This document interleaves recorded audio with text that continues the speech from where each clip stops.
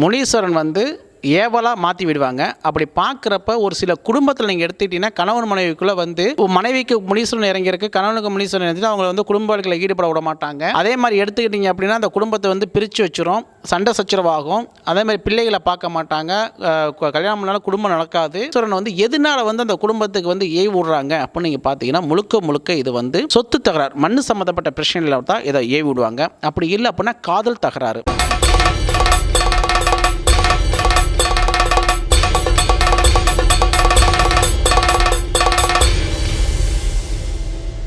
அம்மை நாராயணா, தேவி நாராயணா, லக்ஷ்மி நாராயணா, பத்ரி நாராயணா, பகவதியே நமக.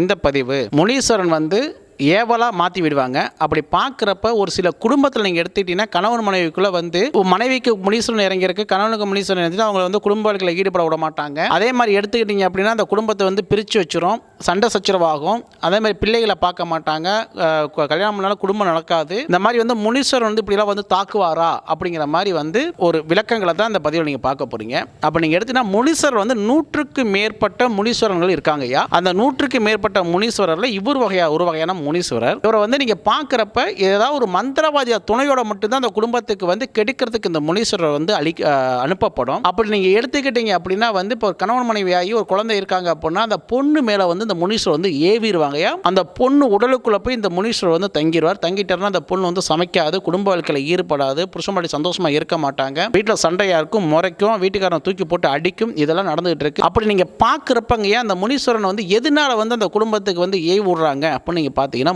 முழுக்க இது சொத்து தகராறு, மண் சம்மந்தப்பட்ட பிரச்சனையில் தான் இதை ஏவி விடுவாங்க. அப்படி இல்லை அப்படின்னா காதல் தகராறு. இந்த பொண்ணை லவ் பண்ணியிருப்பாரு, அவங்க அம்மா அப்பா எங்கேயாவது ஒரு புதுசாக போய் ஏதோ மருந்தோ மையோ வச்சு பிரிச்சு விட்டு அவங்க ஜாதி சனத்துக்குள்ளேயோ அல்லது அவங்க சொந்த பந்தத்துக்குள்ளேயோ இல்லை பணத்துக்கு ஆசைப்பட்டு ஒரு பெரிய இடத்துலையோ கட்டி கொடுத்துருவாங்க. அதனால அந்த பொண்ணோட வாழ்க்கையை அழியணும்னு சொல்லி இந்த நபர் ஏவக்கூடிய அந்த ஏவல் வழக்கு தாங்கயா. அப்படி நீங்கள் பார்க்குறப்ப இந்த முனீஸ்வரர் ஏவலாகப்பட்டது. அவன் போய் அந்த பூசாரியோட துணையோட போய் அதுக்கு ஒரு சில அச்சாரம்லாம் பயன்படுத்தி, மந்திரம்லாம் பயன்படுத்தி, அந்த பொண்ணோட பொருளெல்லாம் பயன்படுத்தி, அந்த ஆணோட பொருளெல்லாம் பயன்படுத்தி கொண்டுகிட்டு போய் சுடுகாட்டில் புதைச்சிருவாங்க. முனீஸ்வரன் கோயிலில் புதைச்சிருவாங்க. சிவப்பு புளியாமரத்துக்கு அடியில் புதைச்சிருவாங்க. ஊரில் சுமை தாங்கி கல்லுன்னு சொல்லுவாங்க. அந்த சுமை தாங்க கல்லுக்கடியில் புதைச்சிருவாங்க. இத்தனை இடத்துல புதைச்சா அதை அவ்வளோ சீக்கிரமாக முறிக்க முடியாது. முனீஸ்வரன் போய் அவங்க ஆணோ பெண்ணோ அவங்க உடலில் போய் சார்ந்து இருப்பார், வாழ்ந்துக்கிட்டு இருப்பார், போற்றடிப்பார், சாராயம் குடிப்பார், கறி மீன் முட்டைன்னு சாப்பிடுவார். எவ்வளோ நீங்கள் சமைச்சு வச்சாலும் சாப்பிட்ருவாரு. அந்த வீட்டில் இருக்க எல்லாத்தையும் தூக்கி போட்டு அந்த யார் மேலே இருக்காங்களோ அவங்க அடின்னு அடிச்சிருவாங்க. அப்படி நீங்கள் எடுத்தீங்கன்னா முக்கியமாக சொல்ல போனால் கணவன்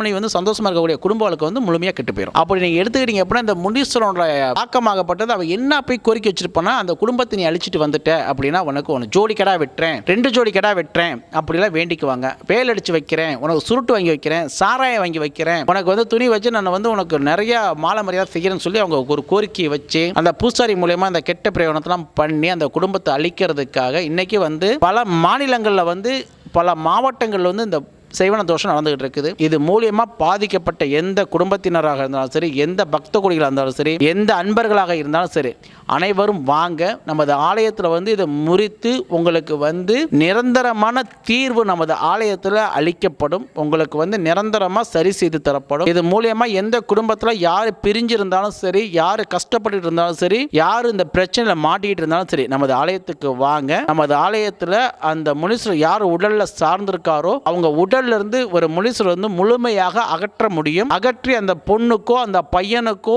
அந்த சகோதர சகோதரிக்கோ அவங்க வாழ்க்கையை திருப்பி அவங்களுக்கே கொடுக்கப்படும். அதே மாதிரி இந்த முனீஸ்வரர் பூஜையை முஸ்லீம்கள் மாந்திரிகத்தில் அதிகமாக பயன்படுத்தி அந்த முஸ்லீம்கள் குடும்பத்தை எத்தனையோ குடும்பத்தை கெடுத்துக்கிட்டு இருக்காங்க. அதிலும் சொல்ல போனால் முஸ்லீம் குடும்பத்தை கெடுக்கிறது மட்டும் இல்லாமல் வெளிநாட்டில் இருக்கக்கூடிய நபரையே வெளிநாட்டிலிருந்து தமிழ்நாட்டுக்கு வர வச்சிடறாங்க. அப்படி பார்க்குறப்ப இது மூலியமா எந்த அன்பர்கள் பாதிக்கப்பட்ட நமது ஆலயத்துக்கு வாங்க. திருச்சி மாவட்டம் முசிறி வட்டம் வெள்ளூர் சோட்டானிக்கரை ஸ்ரீ ஜெய்சக்தி பகவதி அம்மன் சக்தி பீடம். இங்கே நீங்கள் வெள்ளூரில் கேரளா கோவில்னு கேட்டால் சொல்லிடுவாங்க. நமது ஆலயத்தில் அமாவாசை தோறும் மிளகாய் யாகம் குருதி பூஜை நடைபெறும். இந்த மிளகாய் யாகம் குருதி பூஜையில் பூஜை பொருளை கொண்டு கொடுத்து நீங்கள் பூஜையில் கலந்து கொள்ளலாம். பௌர்ணமி நாட்களில் சரஸ்வதி பூஜையும் நெய் தேங்காய் யாகமும் நடைபெறும். ஒவ்வொரு வெள்ளிக்கிழமையும் அஷ்டலட்சுமி பூஜை நமது ஆலயத்தில் யாகம் செய்து 8 கும்பம் வச்சு அஷ்டலட்சுமி பூஜை பிரதிஷ்டை பண்ணி அம்பாளுக்கு அபிஷேகம் செய்து கொண்டிருக்கிறோம். பூஜை புனஸ்காரம் செய்து கொண்டிருக்கிறோம். அதனால் அஷ்டலட்சுமி பூஜையில் அனைத்து மக்களும் கலந்து கொள்ளுங்க. அம்பாளோட படத்தை பெற்று செல்லுங்க.